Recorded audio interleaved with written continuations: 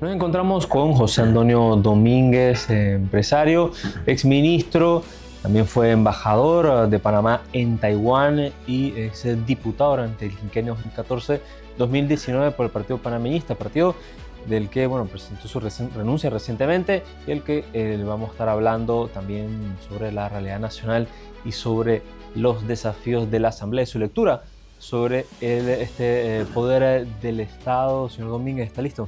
Sí, cómo no. Bienvenidos al Polígrafo de la Estrella de Panamá.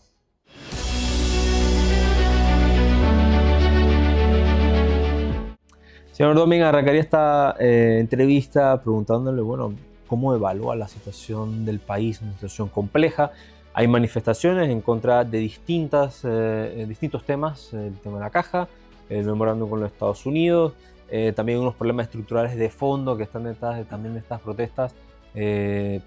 Parece que hay un punto muerto en este momento que vive el país. ¿Cómo evalúa a Panamá en este momento? No es fácil la evaluación porque siento primero que hay mucha desinformación. Este gobierno no se ha caracterizado por ser lo más transparente en cuanto a su explicación de lo que se está haciendo. Se dijo que era urgente la reforma de la ley de la Caja de Seguro Social, que en efecto es así. Era urgente que se cambiara la ley porque estaba en riesgo las pensiones de todos los asegurados. Que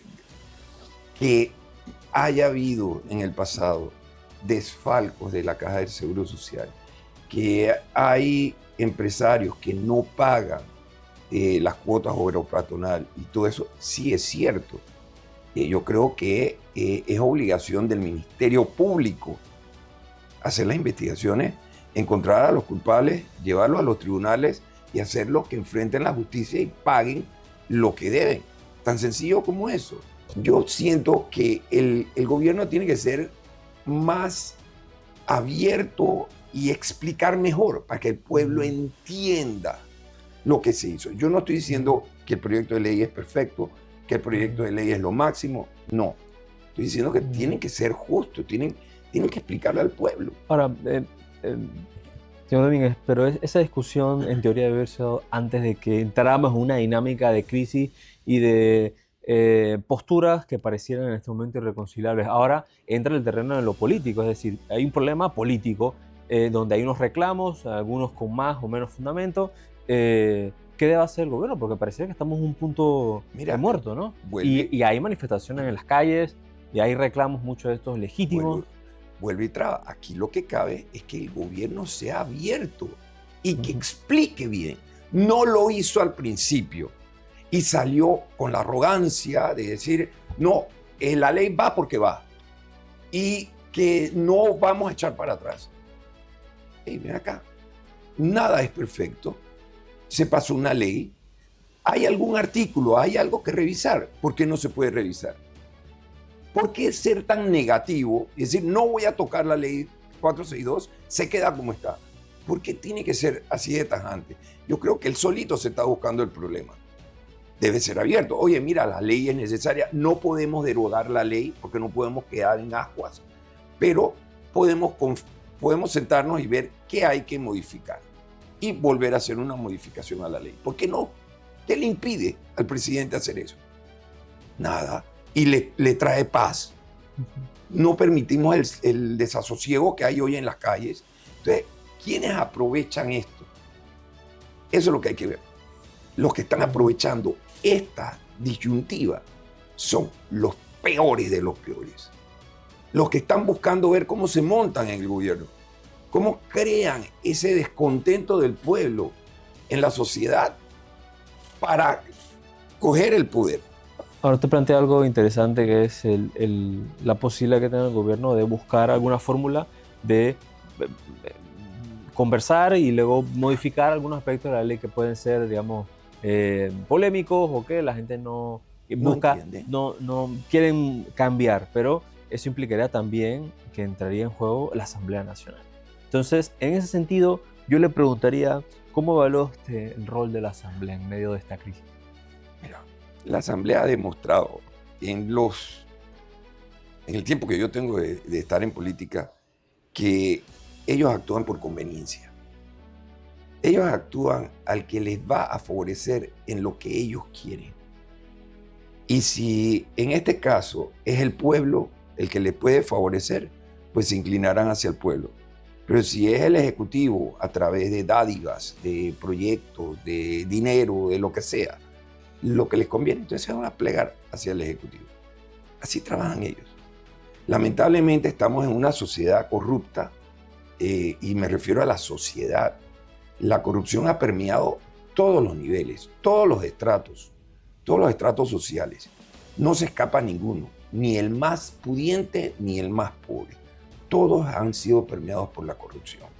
Entonces, si no cambiamos esto, si no cambiamos la forma en que elegimos a nuestros dirigentes, a nuestros gobernantes, pues vamos a seguir teniendo el mismo resultado una y otra vez. Ahora, pero eso vuelve al tema del rol que deben jugar las instituciones. En este caso, la Asamblea, por lo menos después de esta elección, que bueno, aparecieron caras nuevas, algunas fuerzas políticas nuevas, se esperaba que la Asamblea fuera algo distinto.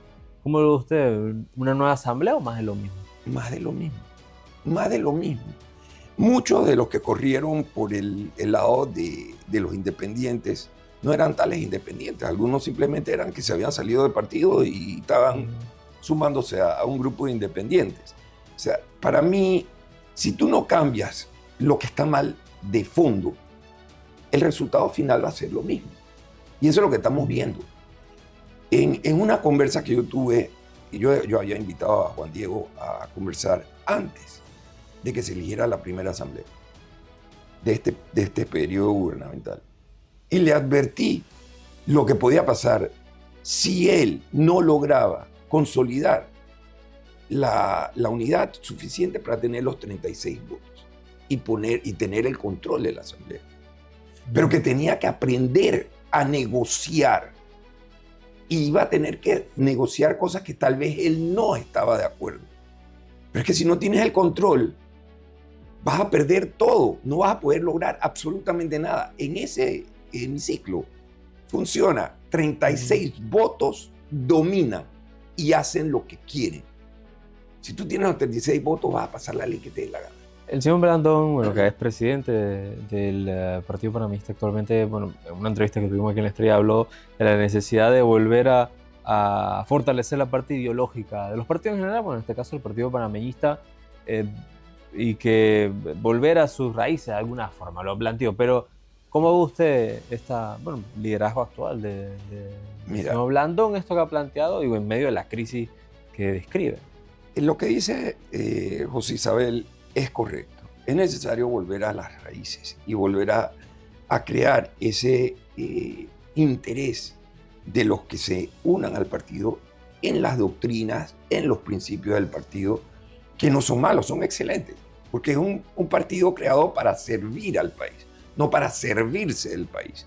Ese era el principio, esas son las doctrinas de nosotros, pero fueron abandonadas hace rato. Desde la subida a la presidencia del señor Varela, del partido, la destrucción del partido empezó desde abajo. Se encargó de dañar las bases, comprando conciencia. ¿Cómo competía con los otros? La única forma era a través de la compra de conciencia. Entonces empezó a dañar al funcionario, a los políticos internos del partido, y dañó al gobierno interno del partido. Al punto que todos obedecían lo que él decía. ¿Qué dijo él cuando estaba de vicepresidente con Martinelli? ¿Qué dijo sobre el Parlacén? Que eso era una cueva de ladrones, que él jamás se iba a meter allá. Terminó allá, ¿no? ¿Por qué? Porque la parte legal en su contra se le empezó a poner de color de hormiga. Entonces, la única forma para zafarse de eso era buscar la impunidad. Y a través de cómo la podía conseguir, a través del Parlacén. Porque si hubiera sido a través de diputación, aquí localmente en Panamá, no sale. No sale. La única forma viable que él tenía para conseguir ser diputado era a través del Parlacén. Y los convencionales del partido se lo garantizaron, escogiéndolo de primero. en la lista. Si lo hubiera quedado de 10º, tampoco sale. Entonces, había una complicidad para permitirle a un individuo que supuestamente no la debe, y el que no la debe no la teme, el poderse escapar hacia a un organismo que no le ha servido a Panamá para nada, excepto para botar dinero. Usted, describe un panorama complicado de crisis estructurales, una degradación de la cultura política, las instituciones, los partidos, y que eso implicaría una de las salidas, como describes, una reforma constitucional, un cambio constitucional, pero un cambio constitucional implica una discusión en la sociedad y un nuevo, pacto entre las fuerzas políticas del momento. ¿Qué discusión puede haber en este momento cuando hay una polarización, hay una desigualdad profunda en Panamá?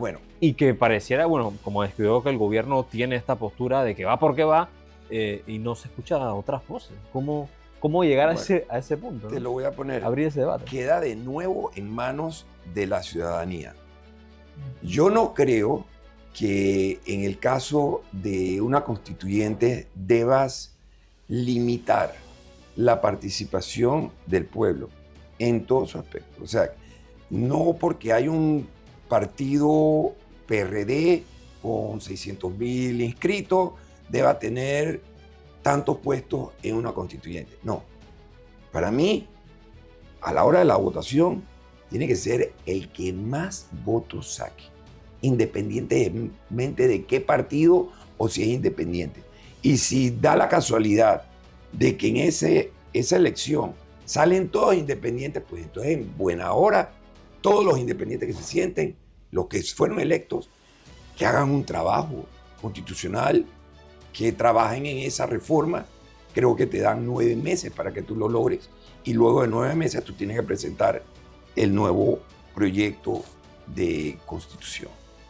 Y eso se lleva a un referéndum, y si el referéndum lo aprueba, entonces tendríamos una nueva constitución. Pero la última elección que hubo en la Asamblea y en algunos circuitos demostró que independiente no implica necesariamente un cambio estructurado de esa cultura política. Mientras lo hagas circuital, a lo que te refieres básicamente es con los diputados. Mientras tú lo hagas circuitalmente, estamos en problema. Estamos en problema, porque hay formas de controlar un circuito. Todavía eso es posible. ¿Pero puedes controlar una provincia? No. ¿Puedes controlar un país? Tampoco. Entonces, que hagan una elección.